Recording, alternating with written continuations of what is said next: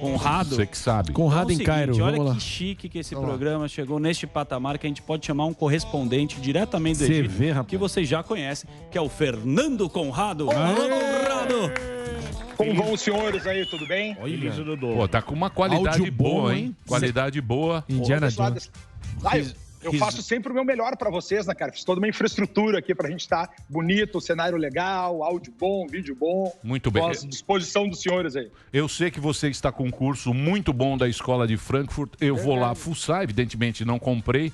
Isso, a gente quer a senha, porque a gente é amigo. Mas está muito bom, muito bacana esse curso que você tem, contando a história de Frankfurt, muito bem explicadinho, e você vai entender muita coisa da atualidade através da sua explicação de um jeito mais simples. Agora, o que eu quero saber é o seguinte, como é que você foi parar no Egito nesta época de pandemia?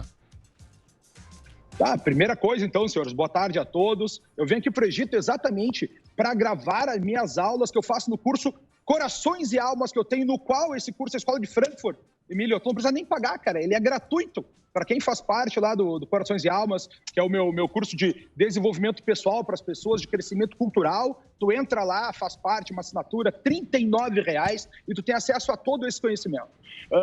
Eu estava viajando pelo mundo, né, cara, e precisava de seguidores, e eu dizia para as pessoas, cara, manda teus amigos seguirem aqui, mas não manda amigo chato, manda só gente querida, porque eu não quero seguidores, eu quero corações e almas. E é por isso que é o nome do curso aí, hoje a gente já tem mais de 500 mil de pessoas seguindo. Senhores, eu vim para cá exatamente para gravar um curso sobre a história antiga. Então a gente está direto do Egito, de um lugar dessa dimensão, para poder trazer para as pessoas a informação direto do local. Para quem me segue no Instagram, é @Fernando Conrado, eu estou transmitindo diariamente todas as informações, todas as dicas daqui, a parte cultural, fazendo as entradas diretas. Por exemplo, cara, ontem eu estava lá dentro da pirâmide, desse lado ou desse lado? Aí. Da pirâmide de Kelps, um pouco mais para baixo. Aqui, aí, ó. Tá dentro da pirâmide de Kelps, cara, que nem o Indiana Jones, explicando para as pessoas a história, como é que funciona, como é que foi construída. Muita gente acha que foi construída por alienígenas, né, senhores? Muita gente acha que foram feitas pelos escravos, Glória. mas não. Ela foi feita pelo povo que queria adorar aos seus deuses, que era a pessoa do faraó. Então, tanto os escravos, tanto as forças militares, tanto o seu próprio povo, trabalharam nessa construção. Eles cortavam as pedras nas montanhas a 15 quilômetros daqui, traziam pelo Nilo, olha só, meu. E aí, num sistema de alavancas, construíram pedra por pedra. Imagina, mais de toneladas e toneladas, cada pedra, a maior delas ali tinha 30 mil toneladas, eles construíram toda essa maravilha que está aqui até hoje. Sabe que Napoleão, cara, quando ele venceu aqui a Batalha das Pirâmides, ele tinha só 29 anos, cara, quando ele conquistou o Egito aqui, olha só, 29 anos. Hoje aí, 29 anos, os caras estão jogando videogame na casa da mãe, né? Alba. Em 1798, quando ele venceu, ele falou para os seus soldados, né? Lá, do alto da pirâmide, 40 séculos vos contemplam. O peso da história, 4.000 anos, tudo isso aqui. Então esse é o motivo que eu vim viajar para o Egito, senhores. E semana que vem estarei na Turquia também, fazendo um curso daí sobre impérios, gravando diretamente de lá. Então vocês já sabem, semana que vem estaremos transmitindo da Turquia. Podem perguntar aqui que eu estou à disposição dos senhores. Boa. Bom, você está próximo do Agora, sul. posso falar uma coisa para vocês? Pode, né? Diga. Por isso que eu gosto do Conrado. Você vê que ele tem o curso lá, ele faz o negócio, mas Investe. ele não miguela, ele faz bem feito. Não faz no croma. Tudo que ele faz, ele Vai faz lá. Não é porque É tem. da hora. Não é isso. Tem uns cara porque, que miguela. porque tem gente que faz o curso para ganhar dinheiro, Só arrastar pra pra ganhar cima. dinheiro fácil. Ele faz o negócio caprichado mesmo. Parabéns pelo seu trampo, viu, Conrado? A gente tem que Muito obrigado, cara. Muito tem que obrigado. reconhecer, tem que reconhecer isso aí, que o seu trabalho é muito legal aí nesses cursos que você faz. Posso tirar uma dúvida Pois não, sobre a situação contemporânea aí do Egito, né? Porque faz 10 anos, foi em 2011 que teve a Revolução Egípcia, que depois o Hosni Mubarak. Aí teve a tentativa de um governo democrático, entrou também ali pessoas ligadas ali à Muslim Brotherhood, né, a Irmandade Muçulmana, e agora quem tá com as rédeas do poder é o El-Sisi, que o Trump chegou a chamar de my favorite dictator, meu ditador preferido. Você sente que o Egito está, nesse exato momento, atravessando um período ditatorial, como a imprensa ocidental tenta pintar o El-Sisi, que é uma figura polêmica, pro bem ou pro mal? Senhor, é obviamente que eu estou aqui na condição de turista, né? Mas eu circulei nas duas partes do Egito. O Egito, tanto quanto o Brasil, aí, ele é um país com uma discrepância social muito grande. Então a gente tem do lado esse carnaval, do outro a fome total. eu já tive lá na Fome Total, agora eu estou aqui nesse carnaval, num cenário com uma infraestrutura magnífica. Então, o que a gente percebe aqui, Marinho, quando tu pergunta na circulação, a gente vê a presença militar por todas as áreas, a gente vê também uma circulação nesses pontos turísticos da própria polícia, mas a gente também percebe, cara, que a polícia só age por aqui mais efetivamente quando tem turista. Quando os turistas não estão no local, tu não vê nenhuma viatura, não vê nenhum carro, mas a presença militar está por todos os locais, e a infraestrutura militar deles também, cara, parece muito decrépita. O que a gente vê que são carros muito antigos, os caras, por exemplo, numa caminhonete, imagina uma caminhonete de 30 anos girando, com um soldado sentado na caçamba, com as suas armas. Tu vê que não é uma coisa com muita volúpia financeira, até mesmo que é um país, né, cara, pobre. O IDH do Egito aqui é 0,62, imagina, o maior IDH possível é o número 1, tá? Aqui é 0,62, eles estão no ranking mundial aí dos 195 países da ONU, eles estão na posição de número 117. Então é para a gente ver que a gente tem uma realidade muito diferente. Se tu fosse me perguntar, então, aqui, ó, da presença militar no Egito, eu mesmo, quanto turista, a gente vê militares por todos os lados. Agora, não tive nenhuma interpelação por eles, não observei nenhuma circunstância que fosse mais presencial o uso dessa ditadura aqui, na visão de alguém que está vivendo o local aqui, que está no dia a dia. Já faz praticamente quase uma semana que eu estou por aqui. Ô, Conrado, e como é que tá a questão da vacinação aí no Egito? Cara, antes de mais nada, cara, no Egito, quando eu cheguei aqui, a primeira coisa que eu perguntei no aeroporto é se era necessário o uso de máscaras. E no aeroporto falou, não, aqui não é necessário nada. Segue a tua vida, se quiser usar máscara, fica à vontade. Se não quiser usar, tu não precisa usar. Então aqui não tem obrigatoriedade de máscaras. O Egito, senhores, é um país bastante grande. Tá? Ele tem aqui 110 milhões de habitantes, é um país grande. E dentro dessa população deles, eles têm apenas 14 mil mortos. Tá? É um número muito baixo. Conversando com as pessoas, perguntando, eu até me surpreendeu conversar com um cozinheiro aqui, eu estava visitando numa cozinha, e ele me falou o seguinte, Conrado, senhor, porque eu perguntei, cara, mas como é que está a doença aqui? Ele falou, cara, aqui é o seguinte, é o governo que determina os números, né? E como tem muitos países que eles estão inflando os números, o nosso país muito provavelmente está diminuindo o número de mortes. Talvez, cara, pela essa potencialidade do Egito na vida do turismo e ter sido um destino que está aberto, né? Tem poucos países no mundo aí que estão abertos ao turismo. Então, a gente tem, num país de 110 milhões de pessoas, temos apenas bastantes casos, tá? A gente tem aqui 254 mil casos, mas apenas 14 mil mortes. Na questão da vacinação, cara, apenas 0,3% da população egípcia foi vacinada com as 2 doses. E a primeira dose, apenas 1,6% da população teve acesso a ela. Mas esses números também, cara, não diferem muito, por exemplo, do Japão, né? O Japão também tem uma vacinação baixíssima lá, com as 2 doses, só 1% da população tomou. Em outros lugares aí, 3%. Quando eu perguntei para as autoridades, mas o que deveria fazer aqui, a informação que me foi dada é, aqui cada um tem que ter a sua própria responsabilidade. Se tu achar que é necessário usar máscara, tu usa. Se é necessário o distanciamento social, tu usa e fica bem à vontade. Então a gente vê que aqui, num hotel internacional, a gente tem o respeito às regras, todos os funcionários estão de máscara, quando chega no elevador tem o distanciamento social. Agora, quando está na parte real do mundo, no mundo real, não aqui na Disneylândia, não tem cuidado com nada, entendeu? Cada um faz o que quer, ninguém usa máscara, não tem distanciamento, e pelo visto aqui as mortes não se dão desse tamanho como a gente está vendo aí nas outras partes do mundo. Que loucura, né? Loucura, aproveitando. Que loucura, né? Quando você começa a olhar isso aí meio olhando de o mundo, perto, né? Você vê que... É curioso. Então, queria aproveitar este momento que você está falando sobre o seu curso e sobre liberdade, né? Porque os hebreus foram escravizados e construíram também essas pirâmides. Você falou que não, mas sim, tá? Só para você ficar sabendo que eu fiquei chateado com você. Mas não fica chateado, cara. O que se fala na Torá, mais de 1000 vezes é citado que a gente foi um povo escravo. Os hebreus também demoraram 40 anos para chegar no Egito para comemorarem a liberdade. Juntando o teu curso e um pouco de informação histórica, a gente está no momento sem liberdade e você aborda isso também? A gente está no momento, cara, onde as liberdades estão sendo cerceadas mais pelo medo que foi imposto à população do que qualquer outra coisa. A gente já vê, inclusive, até mesmo estudos de organizações e universidades internacionais, por exemplo, em Londres, lá, o pessoal enxergando que foi utilizado o medo, o terror, deliberadamente pelos governos para conseguir trancar as populações nas suas medidas sanitárias. Isso aí já foi feito um estudo em relação a isso aí. E é o que a gente vê acontecendo.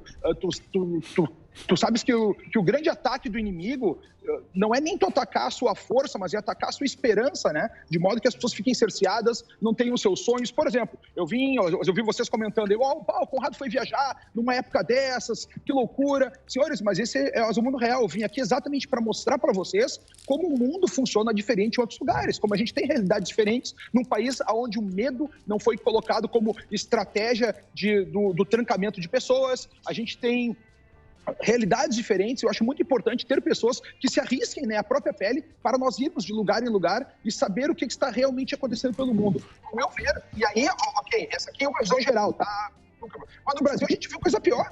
A gente viu polícias prendendo cidadãos. O André do Rap tá solto. Vocês estão vendo aí, né, cara? E a gente tem um cidadão trabalhando, vendendo água, vendendo frutas, sendo totalmente cerceado. A gente viu aí também em São Paulo lojas sendo soltadas. O cara não tem a sua vida preservada, ele não pode fazer o que ele quiser, porque todo mundo diz, primeiro vamos salvar vidas. Mas qual é o conceito de vida? Se não é tu existir, se não é tu querer crescer, ser maior, produzir, amar, poder aumentar teu conhecimento, poder cuidar da tua família, trazer soluções financeiras para o teu lar, isso que realmente interessa para nós. E a gente não está vendo isso aí acontecer pelo mundo todo. Desculpa, pode falar, Samir. Conrado, meu pai nasceu no Egito, numa cidade chamada Alexandria. Tô indo para lá amanhã da manhã. Um abraço. Os judeus foram perseguidos aí no Egito, no regime do Nasser, e saíram. E o Egito teve já várias fases, né? E muitos não consideram uma democracia. Agora, se eu não me engano, eles estão com poder militar. Como você sente isso, assim? Você sente que você está numa democracia? E qual que é a sensação? Eu estive no Egito, quando eu tenho 42 anos, quando eu tinha 14 anos. Sisi lá, né? É meio ditador, né? É meio ditador preferido. É ditador, essa pegada aí, Egito, Arábia Saudita. Eu meio que fiz essa pergunta, respeito aí, tá certo? Não, mas o que eu... Putz, mereceu. Não, verdade. Desmerecendo o Sammy. Eu acho que... Não, vai que é a tua, Morgado, não. Conrado. Vou te consagrar. Não, eu queria saber se você sentiu isso, porque quando eu estive no Egito, eu lembro que... Você me fez dança do bem. Não, dançava muito, dançava do bem.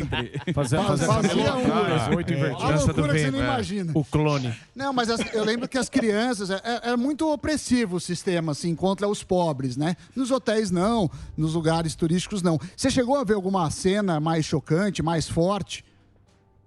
Mas é que tá, cara, a opressão que a gente vê aqui é a opressão da pobreza, né? O Egito é um país muito conservador. Eu sou um cara que já trabalhei no mundo todo, cara. Trabalhei China, Rússia, no Oriente Médio. Então, são lugares muito mais conservadores. Aqui, a realidade é muito diferente do que a gente vive no Ocidente. Tanto a Rússia, tirando de São Petersburgo para cá, a gente vive esse grande lixo da modernidade ocidental, né? Das pessoas com muito menos respeito à cultura, muito menos respeito à tradição, muito menos respeito à ordem. No Egito, cara, a gente tem um respeito muito grande pela tradição, pela religião, pela relação familiar. Então, por si só, tu já vê um mundo muito mais regrado. Então, se tu for me perguntar em termos de ditadura, o que foi que eu vi aqui até agora, nada. O que eu vejo só é, cada vez que eu ando num táxi, cada vez que eu ando pelas ruas aqui, tem checkpoints, onde normalmente, de vez em quando, eles fazem um controle, eles vão ver o que está acontecendo. Por exemplo, para entrar no hotel aqui, tu tem que parar o carro, eles vão fazer um controle se não tem bomba pelo carro, vem com um cachorro, vem um detector de metal, para saber o que está acontecendo. Mas isso é uma coisa muito comum, cara, que eu já vi em outros lugares também, em Marrocos, por exemplo, que também é o governo se servindo desse medo do terrorismo para controlar as pessoas, né? Cara, a gente teve um grande medo a partir dos anos 2000, com a queda das Torres Gêmeas, foi colocado o terrorismo na nossa vida, e agora, quando o terrorismo ficou praticamente extinto, né, a gente tem aí a questão do coronavírus, a questão agora do novo medo sendo implantado na nossa vida para cercear as nossas liberdades. Então, quando tu me pergunta assim, Sammy, Conrado, mas o que tu está enxergando aí, cara? Cara, eu não enxergo nenhuma ditadura. Obviamente que eu sou um turista, mas eu girei por ambientes muito pobres. Por exemplo, desse lado da pirâmide, que vocês estão vendo aqui, é muito rico. É a Disneyland, como vocês podem ver, até verde. Agora, na entrada da Esfinge, que é do outro lado, onde eu estava, que tem a visão mais bonita, ao meu ver, eu fui lá exatamente para gravar um curso numa locação melhor. Lá, cara, é como se tu estivesse numa favela do Rio de Janeiro, tirando essa parte que tu está muito perto da entrada, que é totalmente cercada pela polícia e pelo controle. E lá eu não vi opressão de nenhuma forma, não presenciei isso, que eu fiquei eu tô gravando lá todos os dias, eu vou todo dia para aquela região eu não presenciei nenhuma cena mais fora do comum aí, Sami. A não ser a presença dos militares em todos os lugares aqui do Egito, mas até como forma de sustentar a classe dos funcionários públicos, né, cara? Para todo mais funcionário público tiver pago pelo governo estatal, mais apoio o governo terá. É assim que funciona, né? Em todo lugar do mundo. A corrupção aqui também é gigantesca. Muito bem. E faixa de Gaza? Porque eu vi que teve uma intervenção até do presidente do Egito sobre isso. Você que está aí, tem um cessar-fogo. Como é que você está sentindo o clima, meu querido Conrado? Mas é que tá, cara, o clima que a gente vê aqui é que naquela mesma linha que eu estava falando com o Sami ali, tu tem sempre essa presença do controle de cuidado. É que tá, durante a pandemia, mas mesmo antes dela, os americanos não têm muito acesso ao Egito, é difícil acessar aqui. Então, por conta disso, cara, eu estou num hotel aqui, que é um hotel gigantesco, a gente vê que está simplesmente com 20% da lotação dele, mais ou menos. Acho que é um hotel gigantesco, tipo 900 quartos, assim, e a gente vê que ele não está tão lotado assim. Quanto o cessar-fogo na faixa de Gaza, ele foi negociado pelo governo do Egito também, com a ajuda do Catar e das Nações Unidas, né, cara? Eu espero aí que se chegue aí num consenso de paz, porque o que a gente viu, cara, por exemplo, agora analisando uma conjuntura maior, né? Durante o governo Trump, tinha um apoio a Israel direto, a gente não teve nenhum ataque nesses anos, né? Nenhuma guerra. Agora que sai o governo Trump, entra o governo Biden, que vem a apoiar a Palestina novamente, ao menos retiraram o apoio de Israel e fomentaram um pouco mais a Palestina, a gente começa a ver a guerra acontecendo novamente, né? A gente viu também, por causa do governo Biden, os ataques à Síria. Então, as coisas...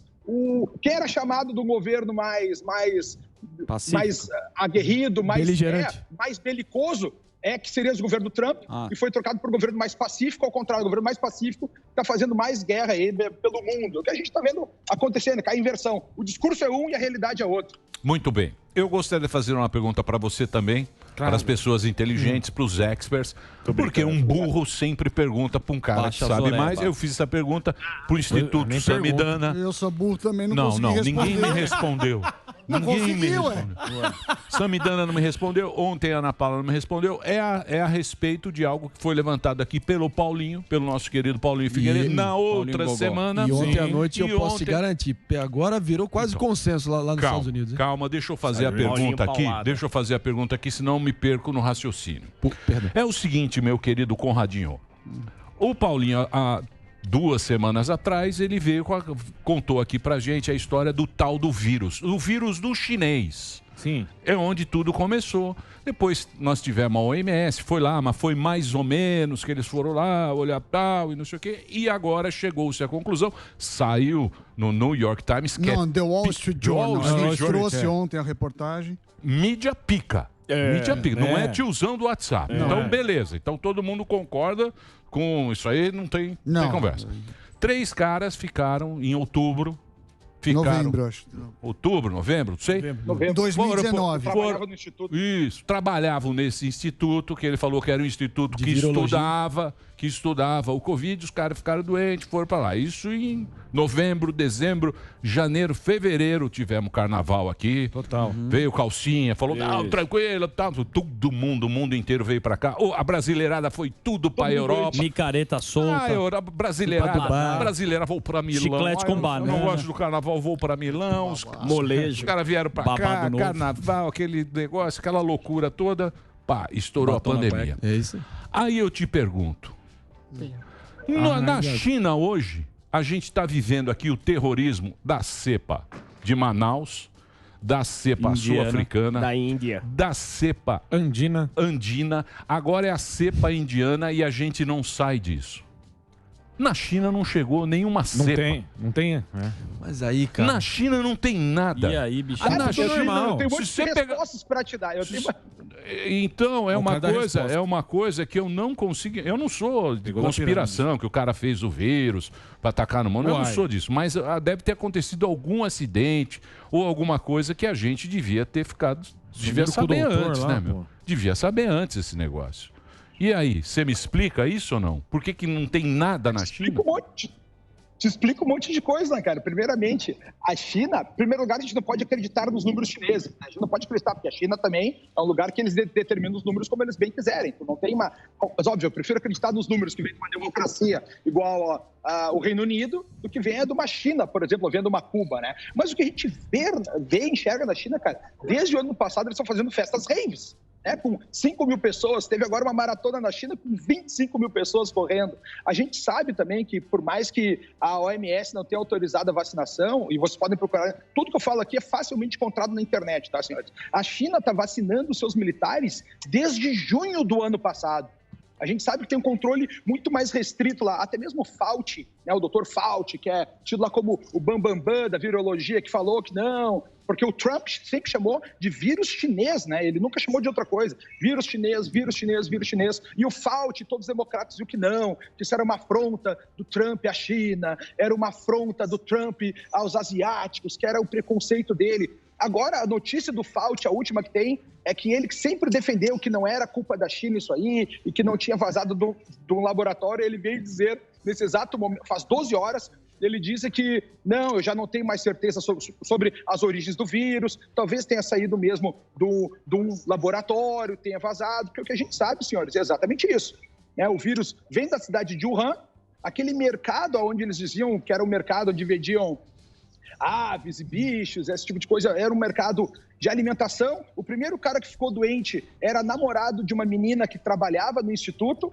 O pessoal do instituto de pesquisa lá, outros já tinham ficado doentes antes, ou seja, tudo leva pela lógica das coisas, que o foco foi exatamente o Instituto de Wuhan. O problema do mundo hoje é que a gente teve uma deturpação do conceito de ciência que acabou com a verdade, que as pessoas agora, não, para provar que saiu de Wuhan, eu quero a foto do vírus vazando da cápsula e pegando nas pessoas. Aí é muita sacanagem, né? Todos os fatos levam a crer. E no mundo lógico, empírico da observação, se tu vê que tem bigode de gato, orelhinha de gato, tem perninha de gato, rabinho de gato, tu tem que supor que seja um gato. É assim que a gente funciona nas observações. Primeiro agora, a gente Conrado, vê sinais, depois fala... Deixa eu uma coisa, e eu acho que precisa ser investigado, de onde veio o vírus. A outra é uma eventual negligência que se discute. Eu tenho um amigo que me escreveu ontem, o Guilherme Linhares, ele estava em 2019 na China. Passou 3 semanas entre novembro e dezembro.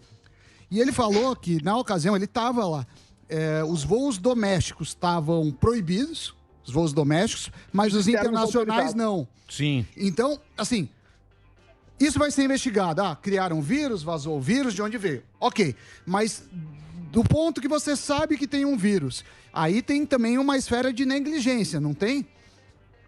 Não, negligência de quem? Da OMS, né? Que é praticamente financiada pela própria China. Não sei se vocês se lembram facilmente de encontrar na internet também uma entrevista com o pessoal da OMS quando é perguntado sobre Taiwan, que é um território chinês. Eles simplesmente, o cara finge que a conexão caiu, fica lá, alô, alô, alô, e desliga a conexão. Então, o que a gente vê é que a OMS por si, ela em nenhum momento barrou a saída de voos de lá. No início eles diziam que não passava de humano para humano. O pessoal viajando. Quando os voos foram restritos, não precisa restringir os voos, deixa voar. Chinês viajando pelo mundo. Quando o Brasil pediu para determinar o caráter de pandemia, para poder trabalhar já, a OMS falou, não precisa decretar pandemia, não precisa, não tem porquê disso acontecer. E eles continuaram viajando, até que depois mudaram toda a lógica. Não, passa de humano para humano, não pode mais viajar. É uma pandemia, usem máscaras, fiquem paralisados, saiam de perto das pessoas, limpem todas as superfícies. O que a gente está vendo aqui, senhores, é uma guerra de narrativa gigantesca. E aí que tá, a história, nós estamos aqui no Egito, e a história é feita de 2 coisas, cara, de narrativa e de lições morais. A gente tem que entender como o conhecimento é transmitido e a quem interessa esse tipo de narrativa, como é que a história está sendo contada.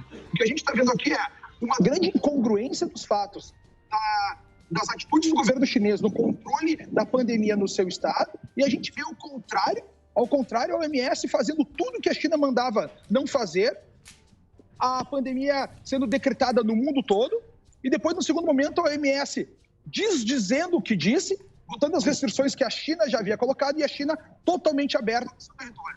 O que a gente está vendo por lá, se é por controle social, se é por uma extrema vacinação, se é por ter uma espécie de, entre aspas, um antídoto para a situação toda. A China está numa realidade totalmente aberta. E, senhores, para o bem da verdade, tem diversos países que estão com uma realidade aberta, né? Os países que não estão tão vinculados pelo medo. O Egito está completamente aberto. Tem países mais ricos, por exemplo, eu estava falando agora com uma seguidora que me encontrou aqui, o marido dela é egípcio e eles moram em Dubai. Dubai está completamente aberto também, obviamente, uma vacinação extrema, é uma outra realidade, país extremamente rico, e eles estão tudo praticamente aberto desde junho do ano passado. Inclusive, eles não fecharam nem para turismo. Se as pessoas queriam entrar em outros países, poderiam fazer uma quarentena nos próprios Emirados Árabes. Então, para a gente ver que tem uma incongruência muito grande no mundo e tomara que a história venha responder isso aí no mais rápido possível. Né? Essa é a minha grande pensamento, meu grande pensamento. Você acredita nisso?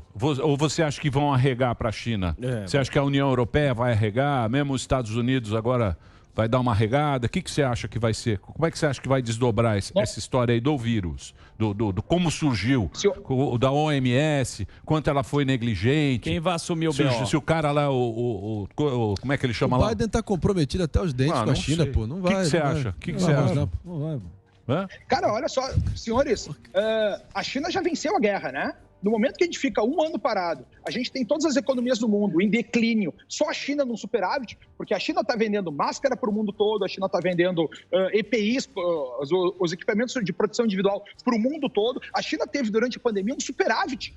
Nós, todo o resto do mundo ocidental, principalmente, quedas nas suas economias. Ou seja, com essa discrepância que já aconteceu, a China já vem com mais força. Por exemplo, qual é o objetivo da China? É colocar a moeda internacional, tirar do dólar, é botar no renminbi, que é a moeda deles. Xangai já é um centro financeiro mais poderoso que Nova York. Quando chega em Xangai, tu fica impressionado com o volume de dinheiro, com o volume de força que a gente tem naquele país. Ou seja, a China também quer trazer todas as operações internacionais para a moeda deles. Então, é uma grande luta que a China, ao meu ver, já disparou na frente, até mesmo que eles venham assumir determinada culpa, que vai fazer o quê? Vai cobrar da China numa corte internacional? Eu não vejo essa opção acontecer. E fora isso, a China é um dos maiores credores dos Estados Unidos, né? A China tem o maior número de títulos da dívida pública americana comprada, ou seja, os Estados Unidos estão nas mãos da China, já estavam antes, e com essa quebra aí toda, a China acabou comprando o mundo todo. A gente vê a China comprando, investido em as emissoras de televisão aqui no Brasil, comprando áreas também, comprando áreas na África, no Sudeste Asiático, comprando tudo. Cara, o Brasil, o celeiro do mundo é a China, né? A gente pode ser a grande fazenda do mundo, onde a gente planta, mas todos os nossos grãos estão na China. Então a gente tem que deixar claro que essa guerra a China já ganhou faz tempo e talvez eles só permaneçam aí nessa discussão um pouco mais, até talvez assumirem uma culpa ou não, que para eles tanto faz, né, meus amigos? Tanto faz. Boa. Obrigado, viu, pelo papo, Conradão. Muito bom. Obrigado pela conversa. Sempre é um prazer conversar com você. Mais uma vez, vou passar o endereço aí do Conrado, se puder colocar na tela. Aí eu agradeço. Põe na tela, velho. Tá de brincadeira. Põe aí na tela aí. É o Fernando Conrado. Ele tem esse curso aí da Escola de Frankfurt. Tá gravando para você fora do Brasil para mostrar, contando a história. Tá? É muito bom, é muito bacana. E o Conrado é um prazer falar com ele. Um cara muito legal aqui que sempre atende a gente com muito carinho. Obrigado, Fernando. Boa viagem para você. Aproveita aí. Traz um arguile para nós aí. Nós estamos trabalhando aqui, amanhã estou indo para Alexandria, a terra do pai do Sami, depois para Luxor, para contar toda a história do Egito aqui, explicar para as pessoas. E semana que vem estarei em Istambul. Então, conversaremos lá na semana que vem aí, senhores. Boa. Tá? Tchau, tchau. Obrigado. Valeu. Que deu tudo certo a nossa comunicação. Tchau, tchau. Valeu, um abraço.